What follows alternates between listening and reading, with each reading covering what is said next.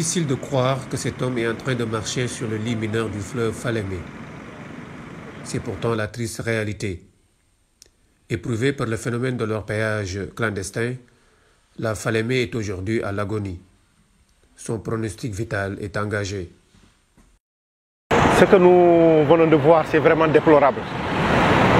Pour qui connaît la Falémé, on sait que vraiment elle est dans un état vraiment très critique et de dégradation très avancée qui doit laisser personne insensible.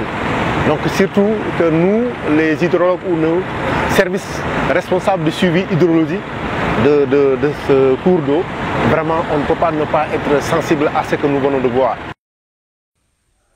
Nous sommes dans la localité de Sansamba, département de Saraya, région de Kédougou. La zone est envahie par des orpailleurs venus de toutes parts, utilisant d'importants moyens pour trouver le métal précieux.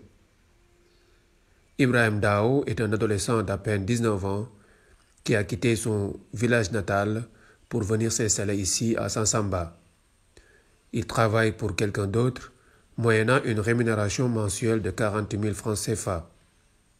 Comme lui, d'autres jeunes de différentes nationalités ont aussi quitté leur village d'origine pour venir travailler dans les sites d'orpaillage. Du fait de leurs agissements au quotidien et surtout de l'utilisation de produits chimiques tels que le mercure et le cyanure, tout l'environnement du fleuve Falémé se dégrade de jour en jour. Vous savez, c'est une activité minière, donc qui dit activité minière, non sans en tout cas de la sédimentation, nous avons l'utilisation des produits chimiques, à savoir le mercure, à savoir le cyanure, mais également les acides. Et je pense qu'en sus de cela également, tout ce qui est rejet, en tout cas, ou bien résidus miniers, est reversé au niveau du fleuve. Et vous avez constaté de visu, en tout cas, cette pollution. Vous avez constaté la couleur de cette eau.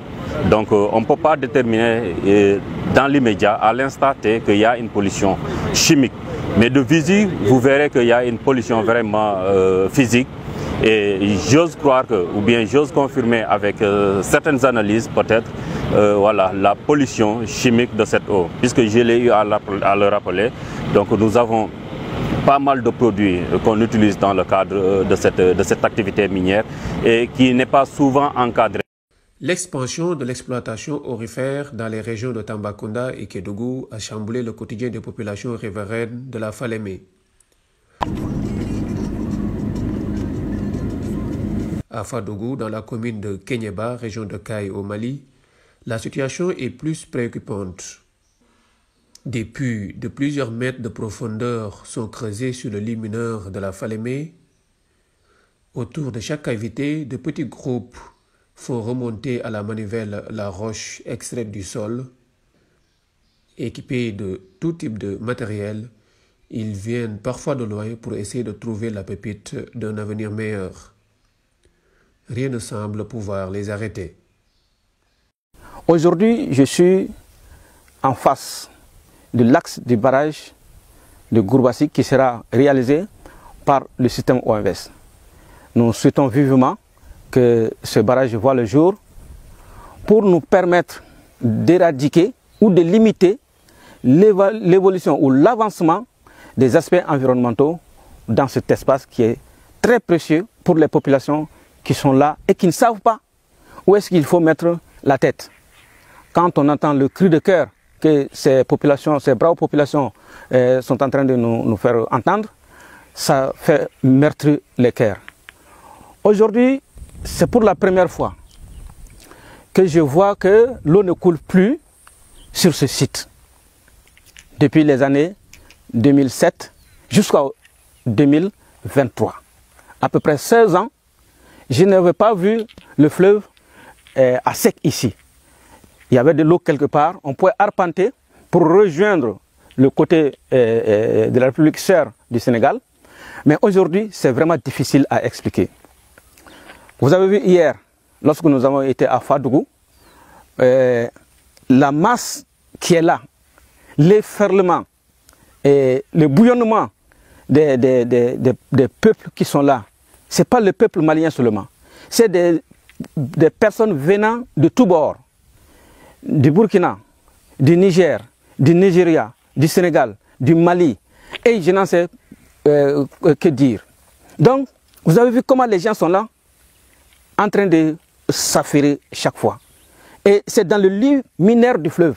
Le lit minaire du fleuve. L'échelle qui est à côté à Fadougou ne peut plus donner sa fonctionnalité. Parce que le fleuve est carrément coupé. Les gens sont en train de descendre en profondeur pour aller chercher le minerai.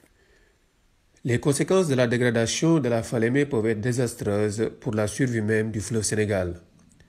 Des mesures urgentes doivent être prises à ce niveau pour lutter efficacement contre le phénomène d'orpaillage clandestin.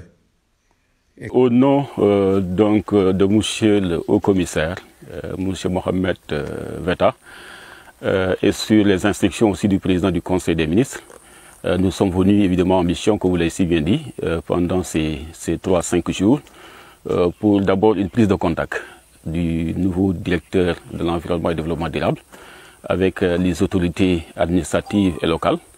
Comme vous le savez bien dit, on est passé par Tambacounda au sud-est et aussi à Kédougou, où nous avons rencontré quand même les 2 gouverneurs, accompagnés aussi des chefs de services régionaux de l'environnement, des mines et géologie, pour s'enquérir un peu tout simplement donc de leurs recommandations, des suggestions, mais surtout de leur impression par rapport tout simplement à la situation de l'orpaillage au niveau tout simplement donc de la zone de la Falémé. Alors il faut se dire que comme au Sénégal et au Mali, au Sénégal nous étions au niveau donc du site de Sassamba, où nous avons constaté quand même en réalité le fleuve ou l'affluent Falémé qui a été presque coupé et il n'y a plus d'effluent, il n'y a plus d'écoulement du fait tout simplement donc de la mise en place de beaucoup de groupes donc électrogènes qui pompent évidemment donc cette eau-là au niveau tout simplement donc des sites d'orpaillage. En réalité, ça impacte fortement tout simplement donc les eaux, les écoulements de ces eaux-là. Mais pire encore, ces eaux qui sont pompées, une fois l'exploitation ou enfin l'extraction de l'or, ces eaux reviennent au niveau tout simplement donc du fleuve. Vous voyez évidemment les conséquences, d'autant plus qu'il y a des produits chimiques qui sont utilisés, tels que le cyanure et le mercure, qui sont utilisés lors tout simplement de cette activité donc d'extraction de l'or. Alors c'est le même constat que nous avons aussi au niveau de la partie malienne. Nous avons d'abord été à Fagodougou et aussi au niveau du site donc de Gourbassi. Et là où nous sommes au niveau du site du projet, donc du barrage de Gourbassi, et vous constatez vous-même qu'il n'y a plus évidemment d'écoulement donc de cet effluent-là, parce que évidemment cette eau a été déviée, hein, qui provoque ainsi tout simplement donc l'assèchement de cet effluent là où évidemment le barrage doit être réalisé.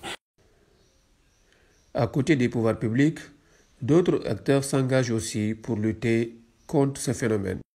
Nous sommes pauvres, nous sommes des cultivateurs épaisseurs et bergères. Les animaux est fini. Avant cette Dakar-là, j'ai 491 têtes. Il me reste 42. De l'eau de Falémé maintenant, les vageaux est fini. Les bêtes est fini. Les bourricots est fini. Les chevaux est fini. Le Falémé est devenu catastrophe. Plus important affluent du fleuve Sénégal, la Falémé qui sert de frontière naturelle entre le Sénégal et le Mali est aujourd'hui victime d'agressions multiples qui font craindre sa disparition pure et simple. Et par ricochet, l'affaissement de pans importants de secteurs socio-économiques dont elle était à l'origine.